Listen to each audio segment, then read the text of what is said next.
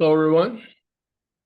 Welcome to Libraries in Response, session 136, I believe, in our series. Since, of course, March of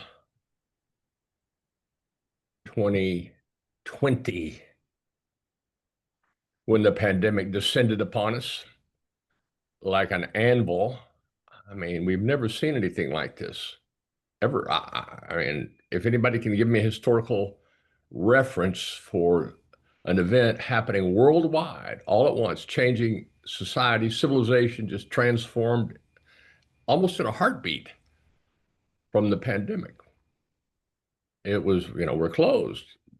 Well, okay, library, what are we? If we're closed, we're still not nothing, what? And then of course, we all fled online or the curbside. We're giving libraries extraordinary credit for responding in a way that was meaningful to their communities in one of many ways, in one of many crises which continued to roll out through that year. You'll recall that the Floyd murder happened very soon after that. Social crisis erupted.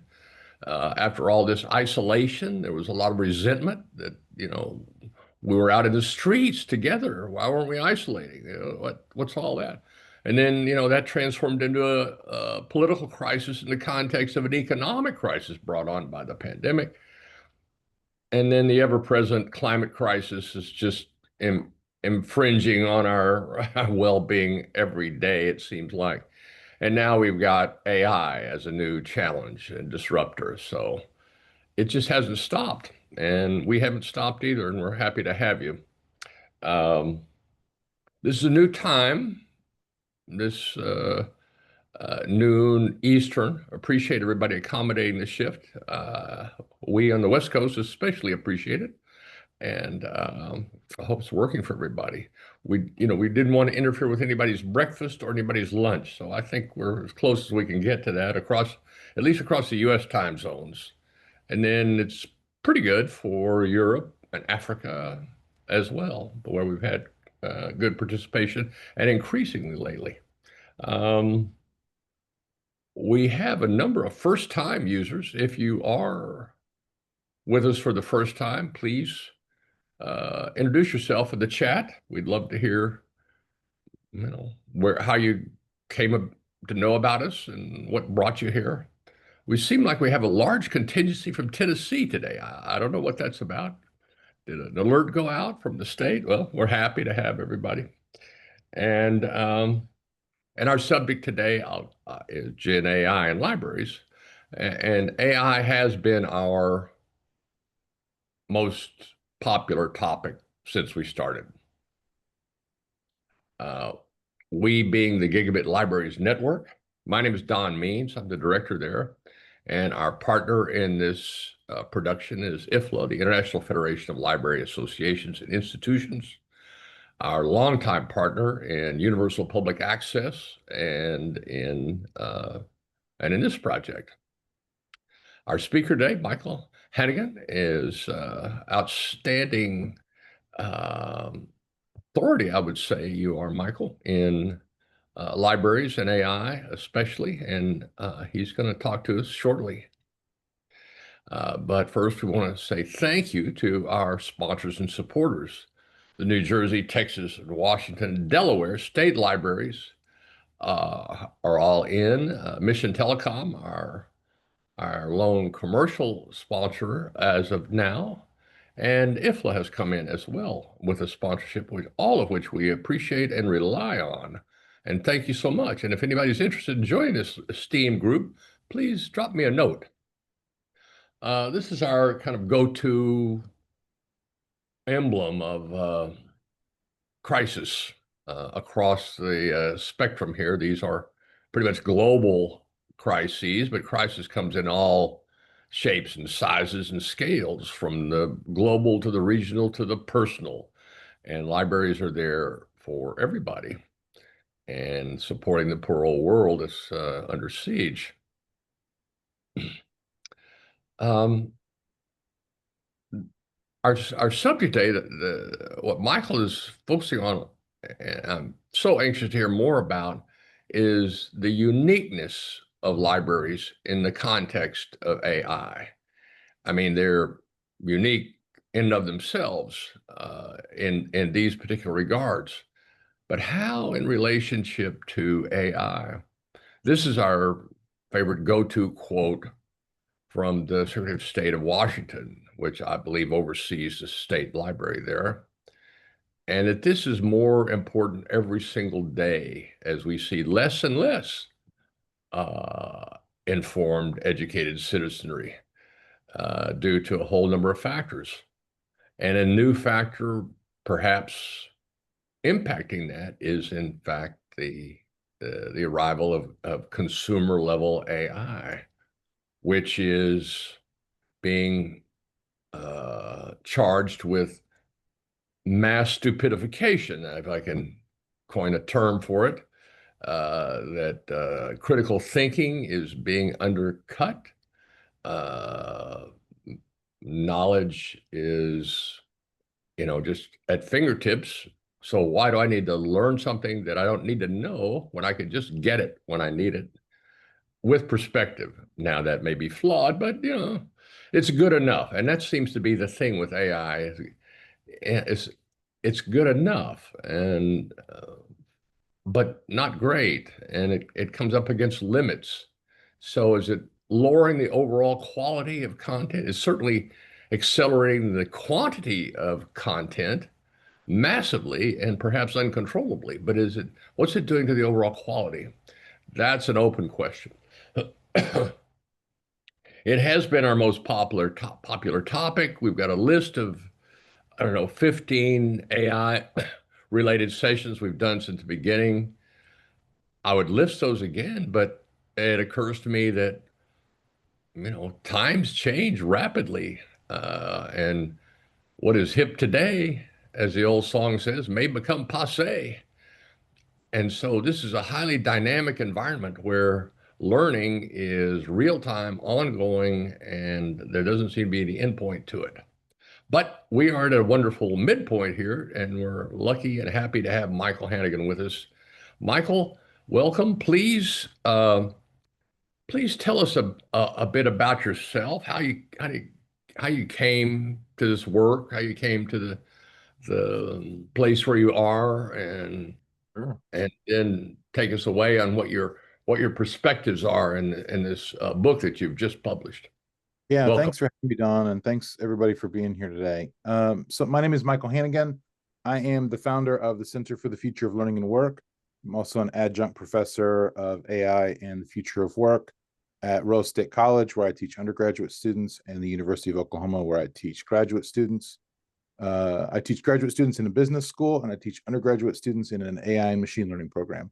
I teach the theory, ethics, social impact foundational course in that program. My work is really interested in the way in which learning and work evolve, and now with generative AI, how they have to be renegotiated between themselves. My work originally was focused on future of expertise, future of higher education, which had kind of had these long-standing trajectories, and then generative AI came and made these not only much faster, but much more complicated. Let me just give you one quick example. Since the Industrial Revolution, learning and work have been split. You go to school and then you go to work. And whatever level of education you pursue is traditionally what you presume you need to do the work you want to do. This long-standing divorce has really led to two major consequences, both of which make our present moment difficult and actually make libraries more important. The first is that for the world of learning, for the world of education, that divorce has caused it to increasingly become separated from the real world in which the world of work actually emerges. So you have questions about, does this education even matter? Am I learning the right things? If you have teenagers, you have to answer this question, every 24 hours. If you're in college, you're questioning the value and utility of a degree. These are difficult questions that are being wrestled with in real time.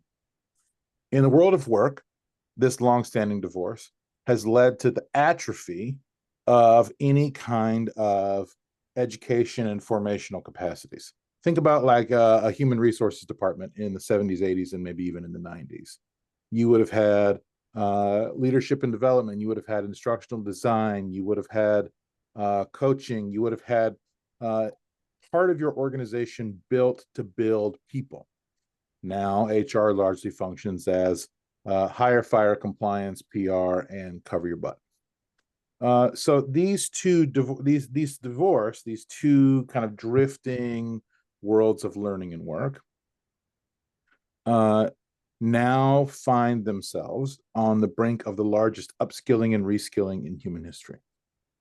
And neither one is prepared by themselves, and they certainly don't have a good working relationship. And so my work has been interested in exploring this question for a long time.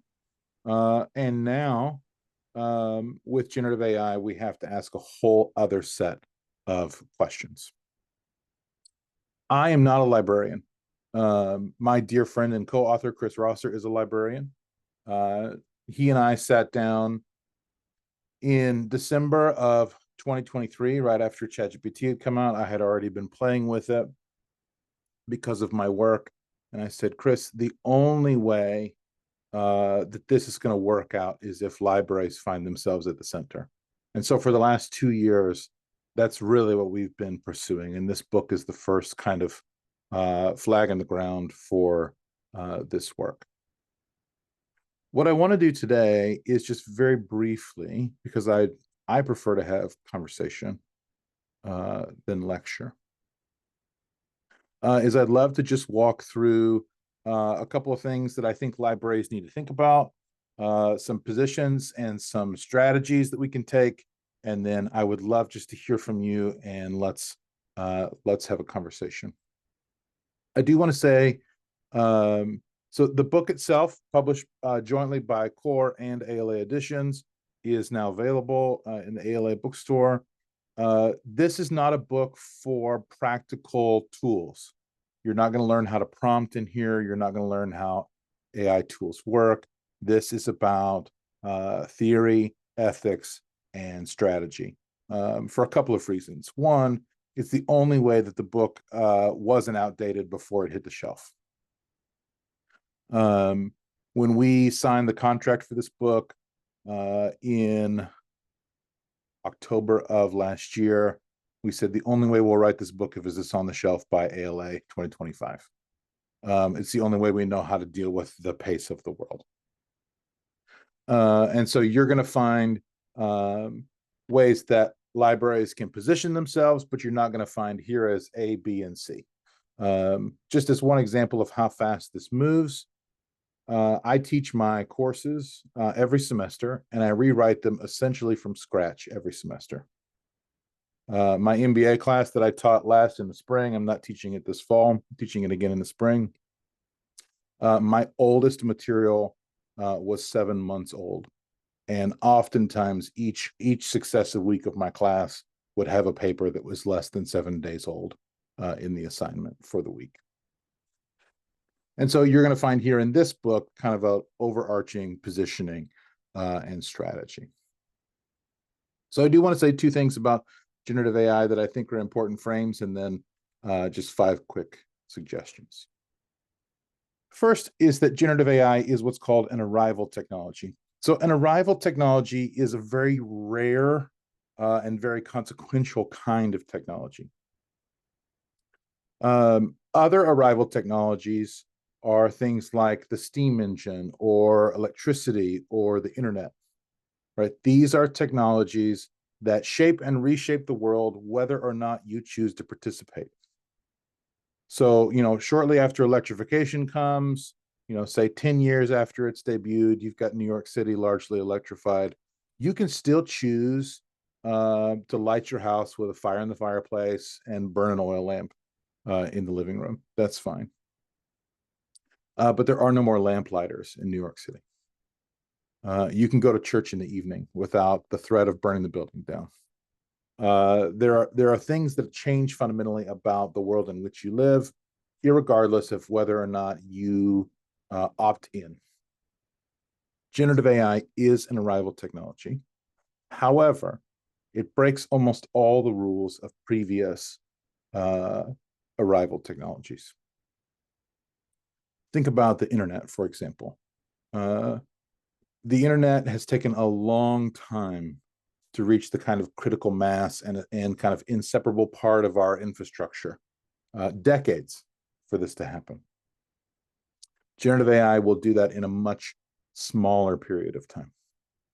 Or if we think about the impacts on the labor market, the steam engine obviously changed the way that we think about our entire economy. It was essential to the Industrial Revolution, but it started in one sector of the economy and slowly began to spread throughout the economy. Generative AI is pervasive in all areas of the economy in uneven and sometimes unpredictable ways. So it is a technology that is transformative, but it's hard to look back at previous transformative technologies and extrapolate to how things are going to go with generative AI. The second piece, and this is, I think, where it makes it really hard to imagine, and part of why we wrote the book, is that generative AI improves exponentially, not incrementally. The best metaphor I have for this is to talk about cell phones. So you and I use 5G, fifth generation service, which took us about 5 decades. We are currently in kind of 5th generation AI, generative AI models in about 26 months. So it's just a different scale, right? Or if we think about incremental versus exponential, if I asked you to go to the front door of your house and take 50 steps, you could pretty well figure out where you would be. If I asked you to take 50 exponential steps, you would be on the outer reaches of our solar system, right? So part of this is that human beings are not very good at thinking about exponential change. We are very, very good about understanding incremental change, but this is a category that's difficult for us. All right, 5 quick ways that librarians claim the center. The first is this. In the book, we talk about a Japanese proverb. Chris lived in Japan for a number of years, and this has become kind of the proverb by which we think about librarians. It is the Japanese proverb, in no shita no chikara mochi, which is the strong one under the floor. This is the person who is unseen, who maybe is underappreciated, but who holds up the house. This is the kind of person who, if they were absent, everything would crumble. But they don't necessarily receive the recognition and the support and the appreciation that they deserve. We do think that libraries and librarians have always functioned in this way. But part of the reason that we wrote this book is that we are concerned that if librarians are not willing to emerge from underneath the floor, they will continue to be ignored in the moment in which we need them the most. And so while we recognize that librarians are holding up the house, it is essential that everyone who lives in the house better understands what librarians bring to the future that we want to build. The second is that libraries and librarians are essential to 3 kinds of infrastructure. There's the physical infrastructure, just the physical presence in so many spaces, whether that's public libraries or school libraries or academic libraries or specialty libraries. They're part of the social infrastructure, and they're part of the ethical infrastructure of society, about access to information, about the quality and truthfulness and reliability of information, as Don was talking about earlier.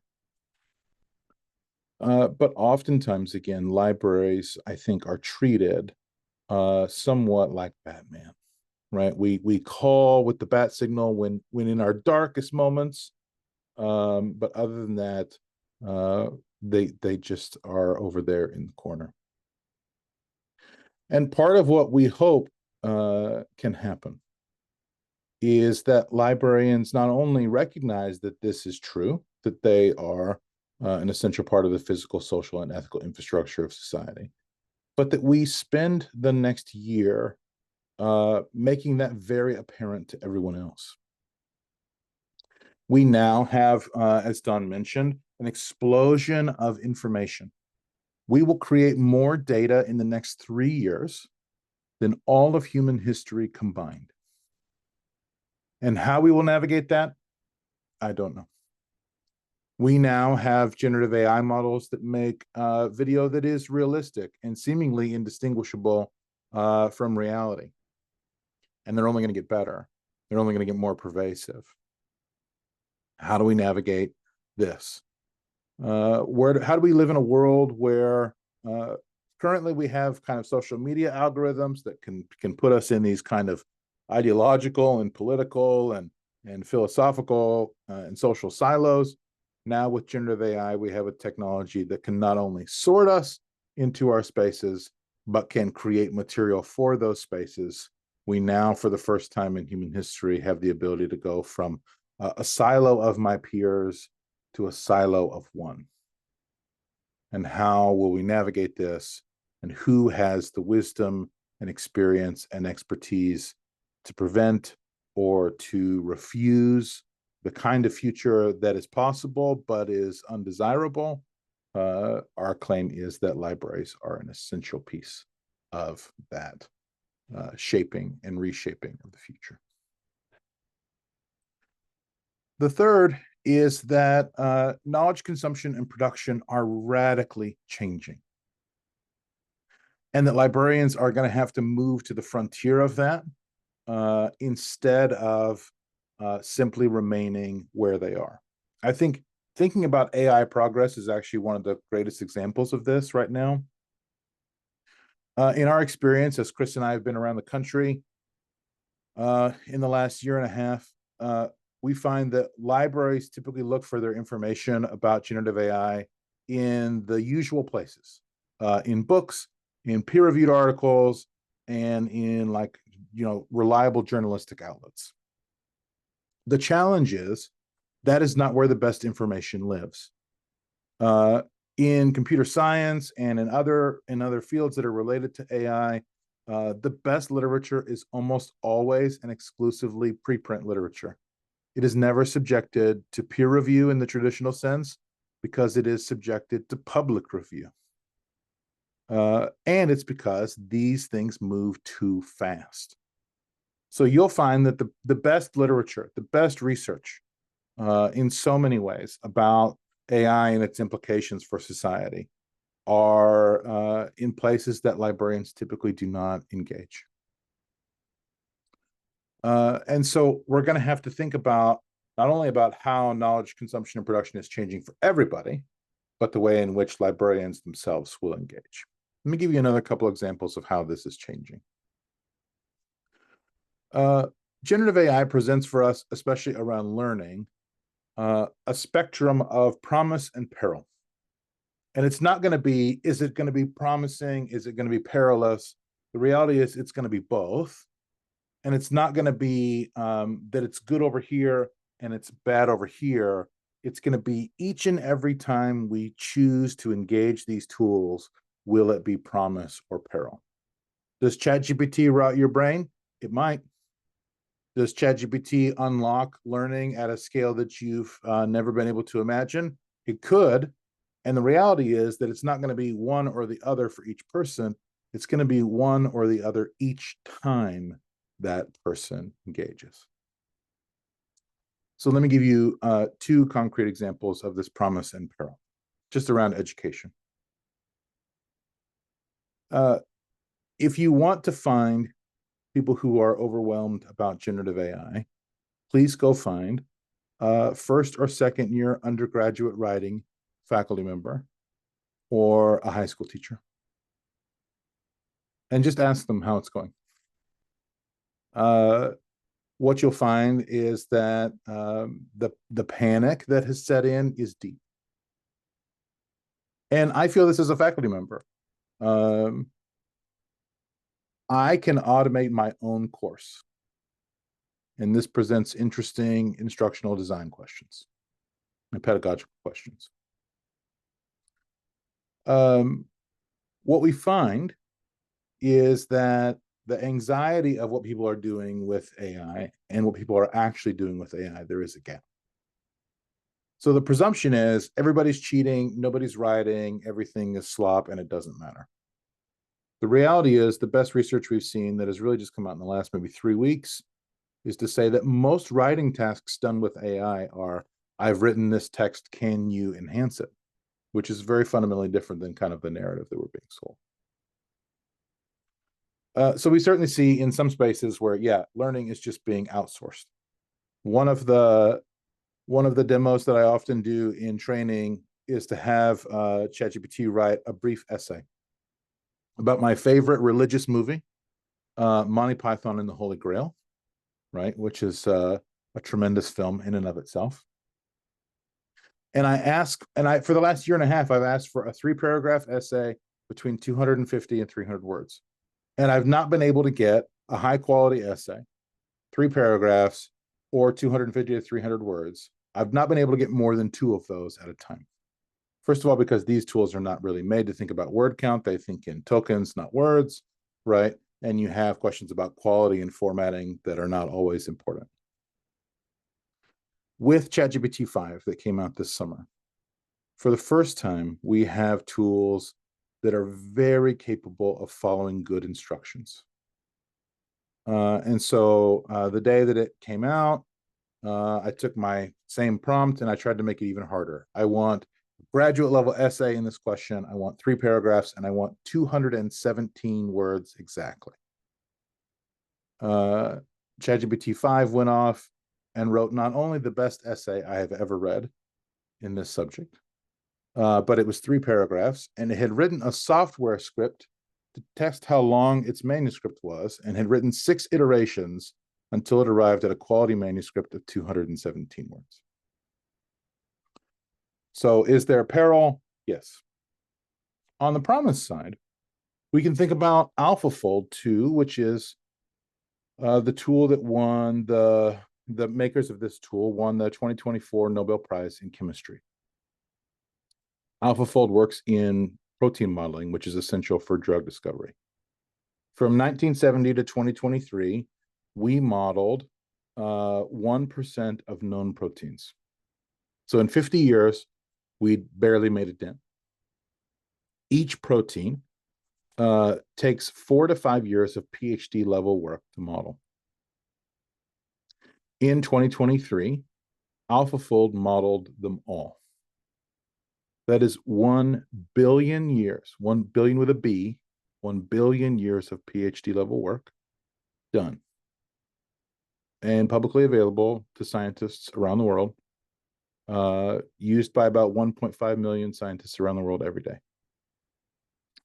We now have AlphaFold 3, which does protein modeling and DNA, and they announced a couple of weeks ago that AlphaFold 4 should be out next year, which will do protein modeling, DNA, and they're hoping any other known chemical compound. So we already have tools that, yes, can outsource our thinking and can help us accomplish things that we never would have hoped to see in our great-great-great-grandchildren's lifetimes. And so we're going to have to figure out how we navigate that future. The fourth is that libraries and librarians are going to have to assert themselves both with people driving technology and with people driving policy. Let me give you 2 examples here. And this is where the ecosystem is really important. This is not about individual libraries or individual library systems. This is really about a collective response to these questions.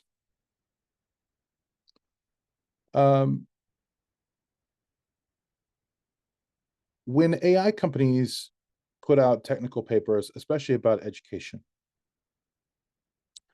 they ask questions like, well, how will we be able to help people understand if these are based on reliable information?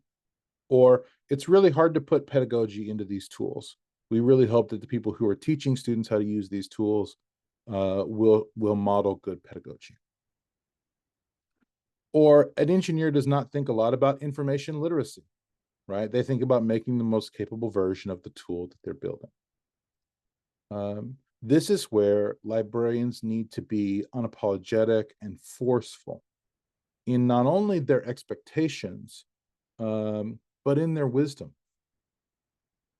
In industry, for example, one of the great challenges of AI integration is that if your data and information is a mess, the tool, although very capable, is not very effective. Essential knowledge management skills, essential media literacy skills, essential information literacy skills are more and more important than ever. The second is for thinking about policy. In the last couple months, for the first time that I'm aware of, there's a report called America's Talent Strategy. It is jointly issued by the Department of Commerce, the Department of Labor, and the Department of Education, all at the federal level. And essentially what they say is, we are on the brink of the largest upskilling and reskilling in human history, and work and learning cannot handle this. We will also need all additional hands on deck. And they explicitly name libraries as one of those places. This is precisely why libraries must not only level up, but then they must begin a serious advocacy campaign for additional resources and funding to meet that reality. The report is called America's Talent Strategy. And so libraries have to understand that if they don't assert themselves with the people both making these tools and the underlying technology, and with policymakers, the reality is that librarians and libraries will be ignored. And as the money to navigate this future begins to explode, what we think is going to happen, what we see being set up, is essentially that workforce development funding will just basically be an unlimited bucket of money for the next decade. We just don't know what to do, right? But we're seeing all kinds of cuts in traditional places that libraries look for funding. IMLS, education funding, right? We see a number of states that are either holding flat or even reducing budgets for libraries. Engaging in this kind of future of learning, future of workspace unlocks all kinds of fiscal and therefore social impact opportunities for libraries. And then finally, the power of libraries is that librarians are not simply kind people who like books. I tell Chris all the time, as a non-librarian, I wish that librarians on their name tag would say information scientist, and then in parentheses, librarian. That libraries really do have a unique capacity to lead with ethics, expertise, and experience in a space where everybody else is saying, we really aren't sure how this is going to shake out. It would be really great if someone could help us. And the reality is, those people who can help us are you. You are already here. And a failure to engage, a failure to not necessarily demand the head seat at the table, but to demand a seat at the table, will bring consequences for the rest of us. And so this is why I, a non-librarian, am here saying, please, please, please, get in the mix. And I love this quote from the late anthropologist David Graeber. And after this, I would just love to spend the rest of our time chatting. That the ultimate hidden truth of the world is that it is something we make and could just as easily make differently. I think this is true. And my hunch is that the degree to which libraries engage at being at the center of these conversations, the greater chance that we build a world that we actually want to live in. So thank you for listening to me. I would love now to hear from Don and from the rest of you. Thanks for having me today. Wonderful, Michael. I mean, really inspiring. I think you have hit on a focal point, a need that you have articulated so very well, backed up with information and research that makes the point further.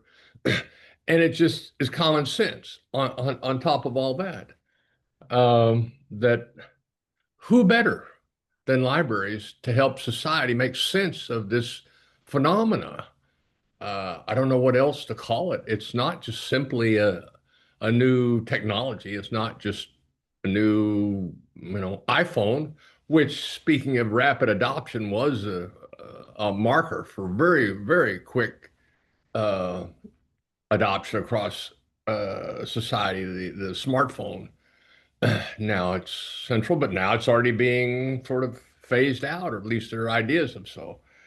The thing that's always struck me about libraries and librarians, if I may, also not a librarian, as you know, uh, is their reticence to assert themselves into the public conversation. Now, there are certain topics where they're not hesitant at all. They're fierce advocates for privacy and rights of speech and inquiry.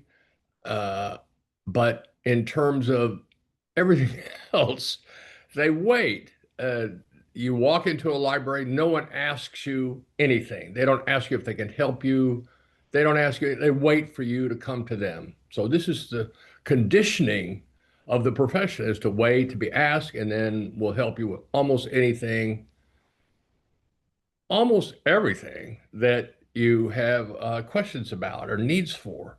It's just phenomenal. There's no other institution even remotely close to that. And people understand it. The population at large understands that at some level, since they hold library cards to roughly half the population are active library members. That means they go in at least once a year somewhere, either in person or digitally. That's an amazing subscription level and an amazing voice that libraries have, or at least audience they have.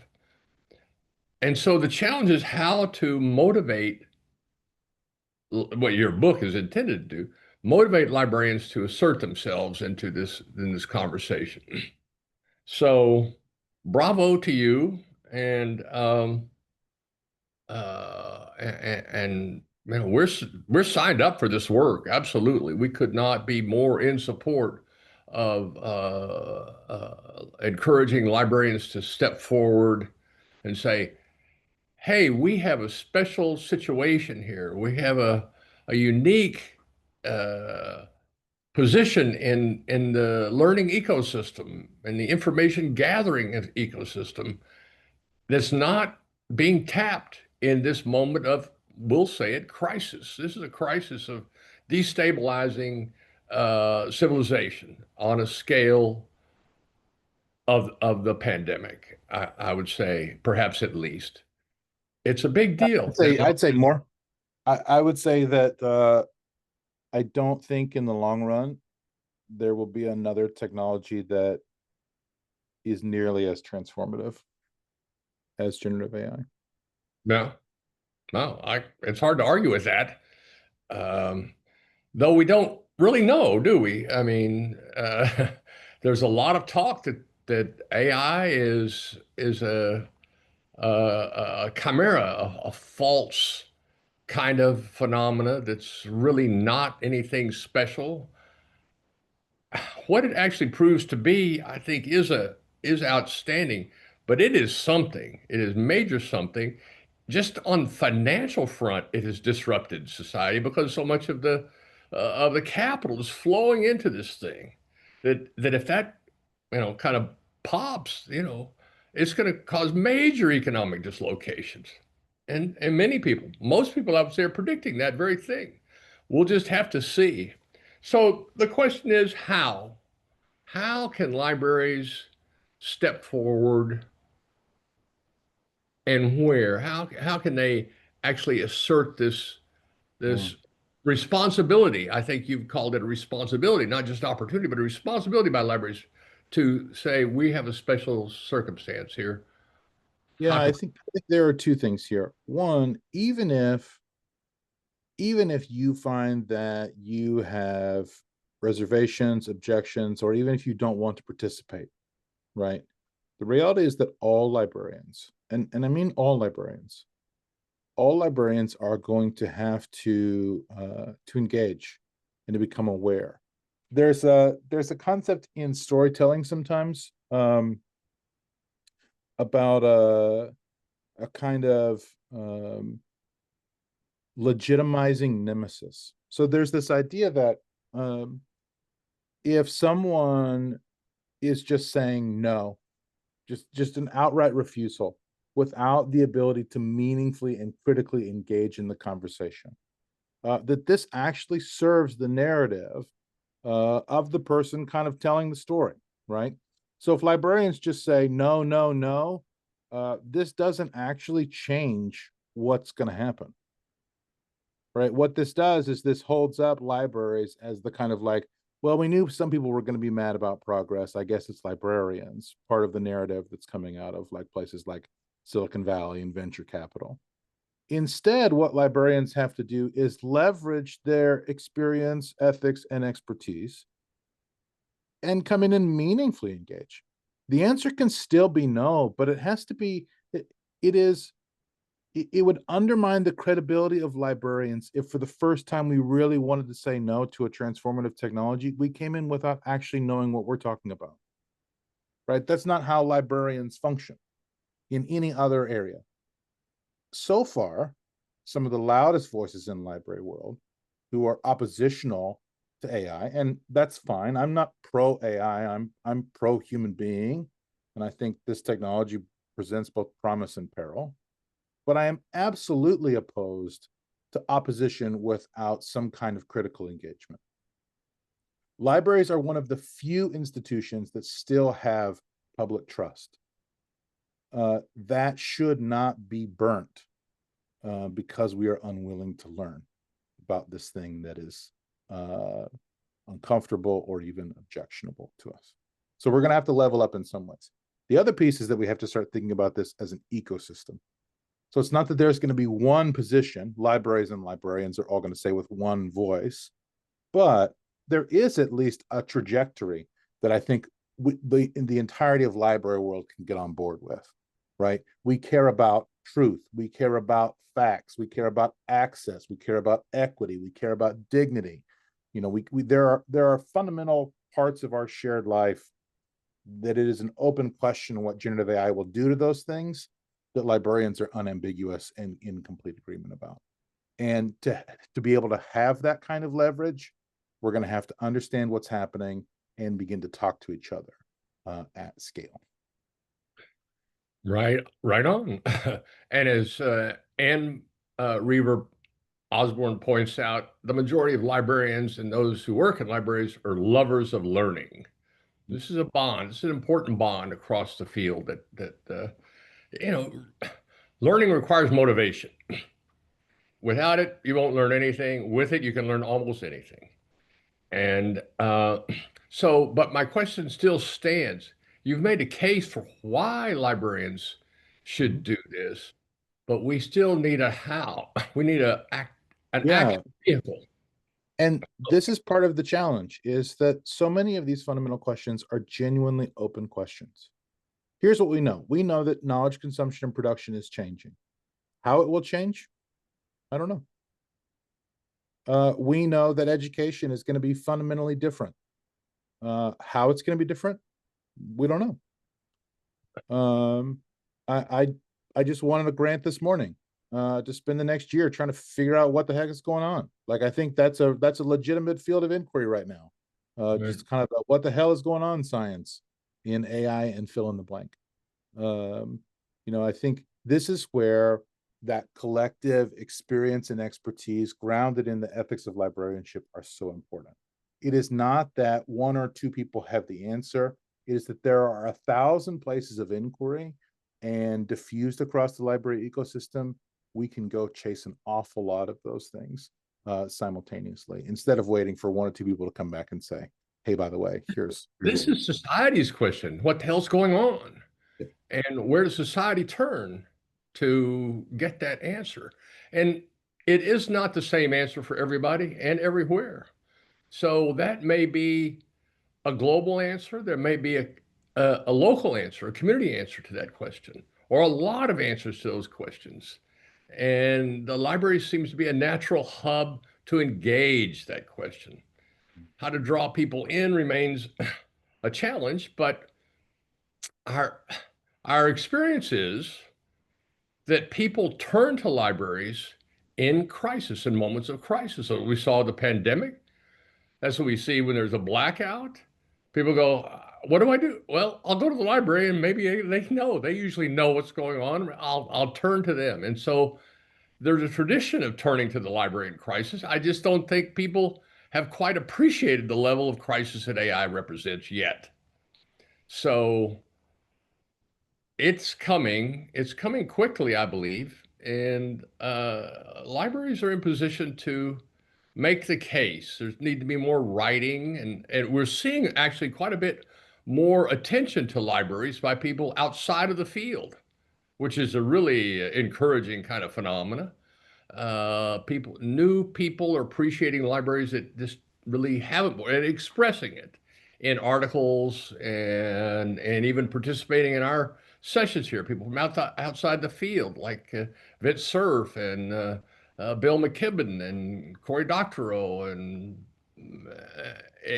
so they know libraries, they care about libraries, but they haven't really expressed support for libraries. So giving people an opportunity to do that is something that can happen at every level. Even in your own town, you can seek out prominent voices and ask them if they would do an endorsement of the library. What do they think libraries are good for? And get them on record and publish and share. So it's a time. It's really an amazing time. Questions for Michael? I'm tackling some in the chat. Stephen, go ahead. Yeah, yeah. Hi, Michael. Love what you're exploring.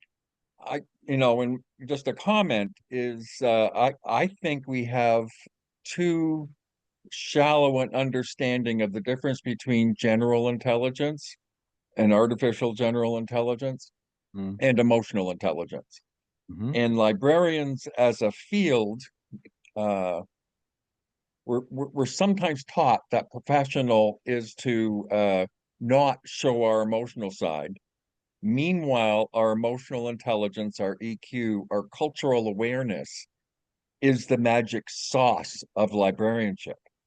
And AI is performative on emotional intelligence. It fools us into thinking it's polite, that it understands. You use the word care a lot.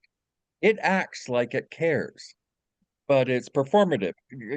I'm an old man, so it's the Eddie Haskell of technologies. And I think we need to get much better at describing the role of humanism, cultural awareness, and EQ in the role that librarians play, where we are actually socially conscious at a human level. And so I'd like to see you comment on that, because Yeah. I think Oh until we man. make that big Yes. black line between the two of them and understand the difference between performative, we're not going to represent librarians' role at the table. Yeah. I don't know that I would describe AI as performative, but as reflective. So it is to say, because it has been trained on human language, it is mirroring back in some ways. So it's not so much that it's like, it's not, it is not, it does not possess agency in that it's choosing to act as if it is a certain way. It is simply giving back kind of what it has received, which can go off the rails, as you can imagine, right? Because not all the things in the mirror are pretty. There are two books here that I recommend, both very different, but together I think a really useful piece.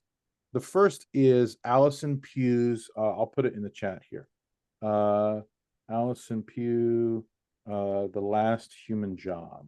This is a wonderful, wonderful text. This rightfully won the most prestigious book award from the American Sociological Association this year. This is about connective labor and automation. So it includes a conversation about AI. But it says, look, connective labor is the work of seeing and being seen. There's a lot of everybody's work that is connective labor, but there's a lot of labor that's just labor, right? So engaging face-to-face with a patron is connective labor. Reshelving books is labor, right? What we need to ask is, how are technology, and particularly technology and automation, being leveraged to either make room for more connective labor or to make room for connective labor for some and automation for others, right? So when you are wealthy and you call support, a person picks up the phone. And when you are poor, it is press 4 for this, press 2 for that, right? It is automated. We have to ask if we're going to enable and allow that world. Alison Pugh's book is a wonderful text for this. The second is to think about the difference between human intelligence and artificial intelligence. This is where I love in Catherine Hale's, I'll put this in the chat too. This book is dense, but it's interesting. It's her new book, Bacteria to AI. And essentially what she says is part of the power of generative AI is that it is not like human intelligence. It is in its difference that its value lies. And when we try and make them, when we try to say, it's not apples and oranges, it's like tortillas and frisbees, right? They're not the same. They're not comparable in any meaningful way. And that's where we should think about this. But this is a great book to help us think about, how do we think about what is fundamentally human versus what is just kind of part of, like, there are lots of things in the world that are cognitive that are not conscious. And technology is one of those things. So those two books, I think, are a wonderful starting place to engage this question. The last thing I'd say here is that libraries get this right in a couple of ways. One of the major claims of our book is that you should not develop a new AI literacy, but that you should actually deploy meta literacy, which comes straight out of library world, right?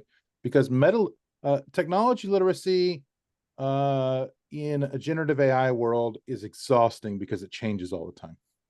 So you'd have to have like a new cohort like every 60 days even for the people who graduated, right? It just would be unsustainable. Meta literacy is appropriately concerned about the formation of humans who then can navigate technological change.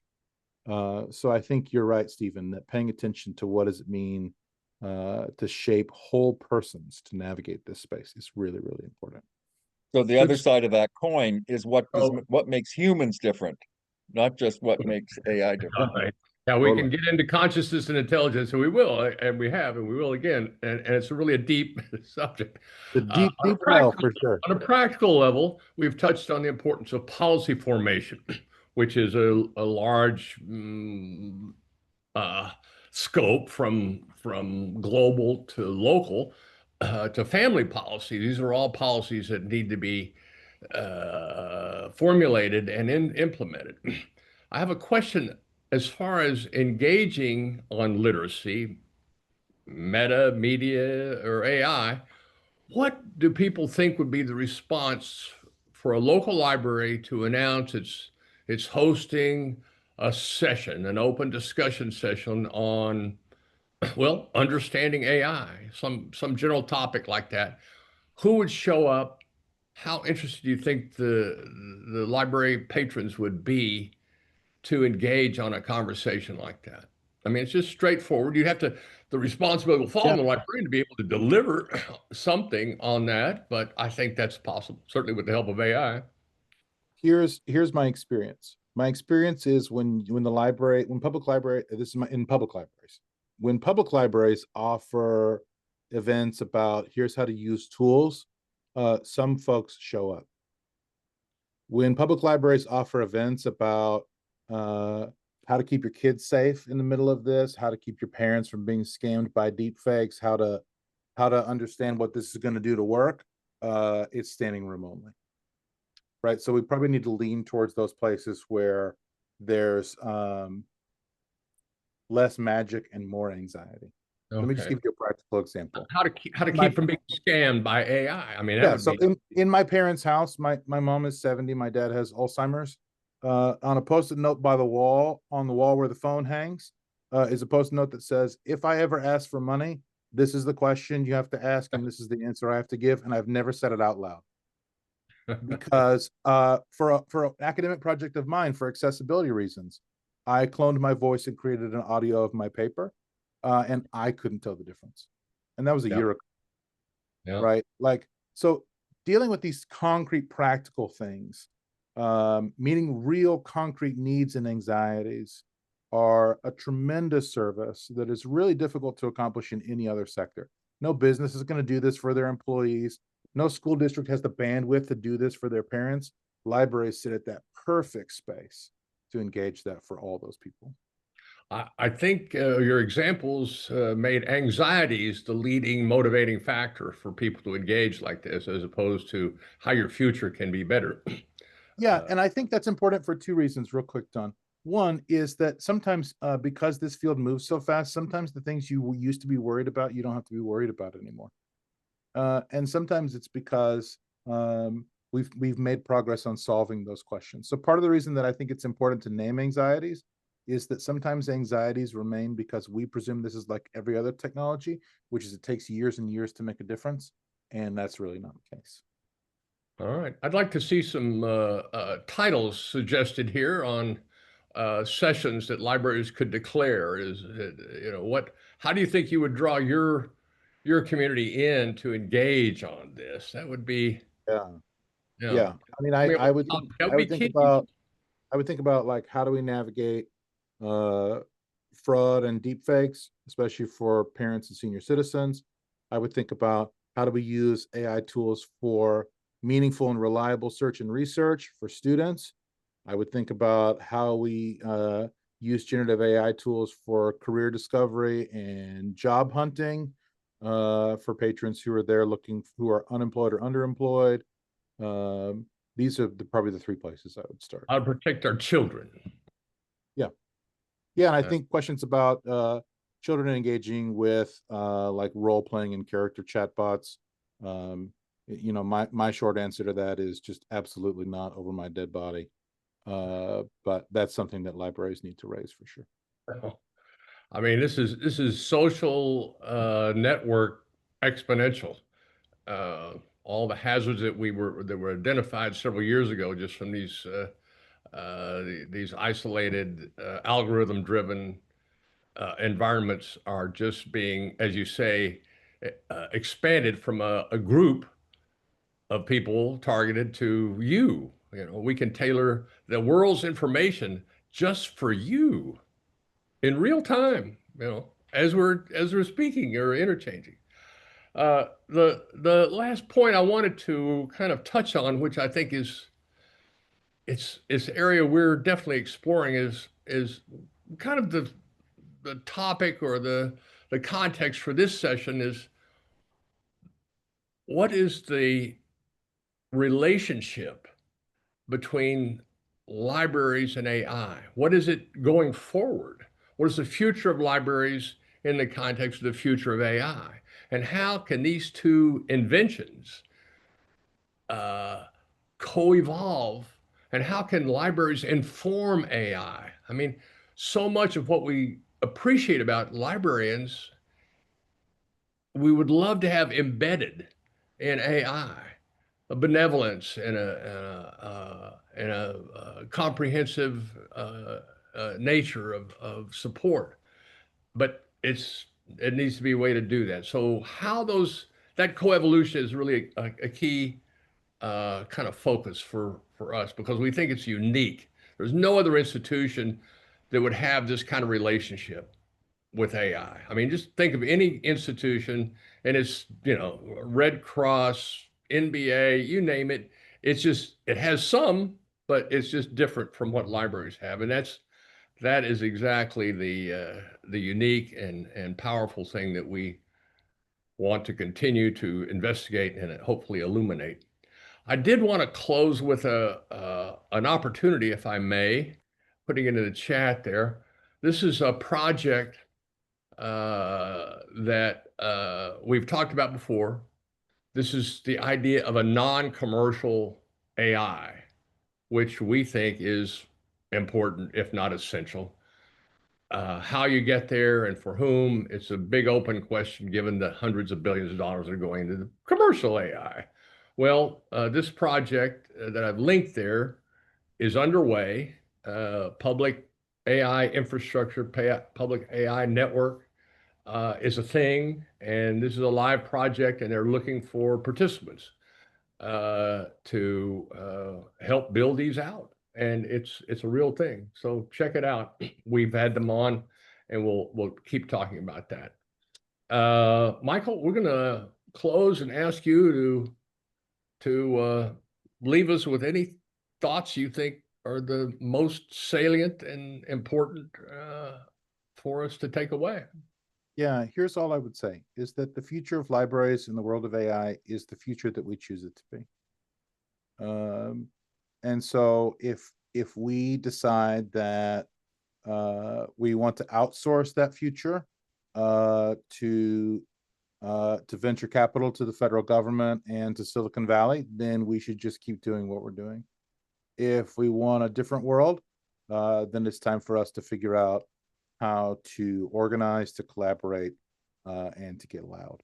Not in an antagonistic way, but in a way that is grounded in our ethics, experience, and expertise. Our society needs us. The world needs us, but I don't think they know it. And so this is really literally a once in a lifetime chance to make that decision. And I hope that I can find enough librarians to join this non-librarian to get that done. Well, we had quite a few show up today that agree with that, I believe. And we thank you so much, Michael, for your work, for being here today. This is super important and really exciting work. I think it's not just a peril that we should feel, but really a unique moment for libraries to step out of the shadows that they've been in and deliver really something essential for civilization. So I'm deeply optimistic about the future of libraries.